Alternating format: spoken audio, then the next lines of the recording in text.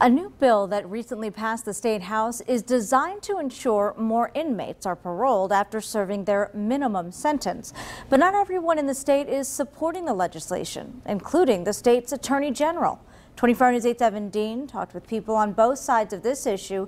He's joining us live in studio tonight. Evan? Marley, it's called the presumptive parole bill. Supporters say it would eventually save the state tens of millions of dollars. But those against it argue that it could put violent criminals back on the streets too soon. The idea behind the bill: ensure more prisoners are paroled after serving their minimum sentence. Parole boards could still deny it if there are substantial and compelling reasons to do so, but this would limit their discretion.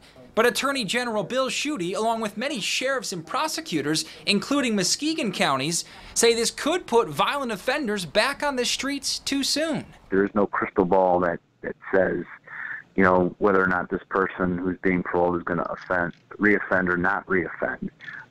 What I think we're concerned about is that those that have committed violent felonies to get themselves into the Department of Corrections are the kinds of folks that we want the parole board to take a second look at. According to a House Fiscal Agency report, a passed bill would enable the Michigan Department of Corrections to eventually be able to close full prisons, and that in 10 years, this would result in a reduction of some 3,600 prison beds, saving the state more than $80 million. The bill has garnered support from the governor and DOC, and even this man, Brady Middleton, the survivor of a violent crime.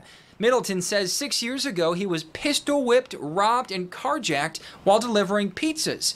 But he eventually befriended one of his attackers and has used his story to prove that everyone deserves a second chance. Individuals who are paroled and returning citizens, those that are connected early into the community and actually are surrounded by positive influences, they have a significantly lower rate of recidivism.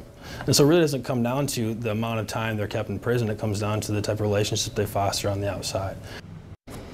Now, Middleton's attacker did violate probation and has since been sentenced to prison, but he still supports him and this legislation. Muskegon County Prosecutor DJ Hilson says he would support an amended version of this bill to exclude violent offenders from presumptive parole. He's testifying in front of a state Senate committee Wednesday. We have posted the bill on woodtv.com if you'd like to read more.